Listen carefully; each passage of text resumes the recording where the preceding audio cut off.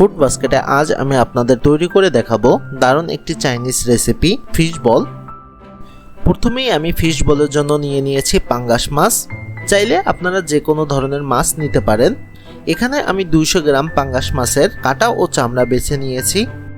এর সাথে দিয়ে দিচ্ছি 50 গ্রাম চিংড়ি, দিয়ে দিচ্ছি পেঁয়াজ কুচি, 2টা মিডিয়াম সাইজের পেঁয়াজ কুচি করে নিয়েছি, দিচ্ছি ধনিয়া পাতা ও 1 চা চামচ রসুন কুচি ও কাঁচামরিচ কুচি টেস্ট অনুযায়ী, স্বাদ মতো লবণ, আধা চা চামচ গোলমরিচের গুঁড়া ও আধা চা চামচ চিনি, দিচ্ছি আধা চা চামচ বেকিং পাউডার এবং সবশেষে দিয়ে দিচ্ছি ম্যাগি সস 2 চা চামচ।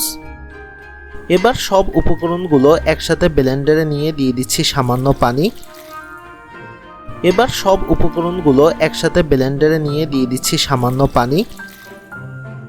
এবার এটাকে ভালোভাবে ব্লেন্ড করে নিচ্ছি। এ পর্যায়ে ব্লেন্ড করা মিশ্রণে যোগ করছি আধা কাপ কর্নফ্লাওয়ার ও সামান্য পানি। আবার মাছের মিশ্রণটিকে একটু ব্লেন্ড করে নিচ্ছি। এতে সুন্দর একটা ঘন ব্যাটার তৈরি হবে। এবার এগুলোকে বাটিতে নামিয়ে নিচ্ছি। এখন একটি ফ্রাই প্যানে পানি গরম হতে দিয়ে দিব এবং মাছের ব্যাটারটা একটি পলি ব্যাগে নিয়ে মাথা ছোট করে কেটে নিয়ে হাতে সামান্য একটু তেল বা পানিতে ভিজিয়ে ব্যাটার থেকে ছোট ছোট বল বানিয়ে নিব। চাইলে আপনারা চামচ দিয়েও এটি তৈরি করে নিতে পারেন। দেখতেই পাচ্ছেন আমি এটাকে কিভাবে তৈরি করে নিয়েছি। এখন গরম পানিতে বলগুলোকে ছাড়ছি। যখন দেখবেন বলগুলো উপরে ভেসে উঠেছে তখন এটাকে একটু নাড়িয়ে চাড়িয়ে সেদ্ধ করে নিতে হবে। আমার ফিশ বলগুলো সেদ্ধ হয়ে গিয়েছে। এখন এগুলোকে উঠিয়ে নিয়ে ঠান্ডা পানিতে রাখবো যেন এগুলো শক্ত ও সুন্দর হয়।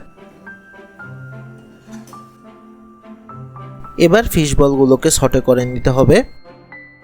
আমি ফিশ বলগুলোকে ডেকোরেশন পারপাস কাঠিতে কেটে নিচ্ছি। চাইলে আপনারা এটাকে অ্যাভয়েড করতে পারেন।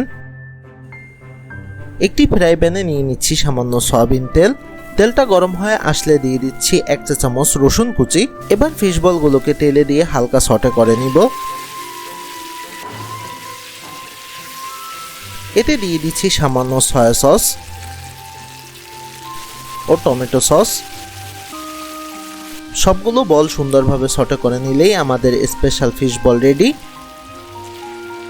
আমার ফিশ বলগুলো তৈরি হয়ে গিয়েছে। এখন এগুলোকে সার্ভ করে নিচ্ছি টমেটো সসের সঙ্গে। দেখতেই পাচ্ছেন কতটা সুন্দর হয়েছে আজকের এই রেসিপি ফিশ বল। সবশেষে ভিডিওটি যদি ভালো লেগে থাকে তাহলে অবশ্যই আমাদের চ্যানেলটি সাবস্ক্রাইব করে পাশে থাকুন। দেখা হবে পরের ভিডিওতে। সবাই ভালো ও সুস্থ থাকুন।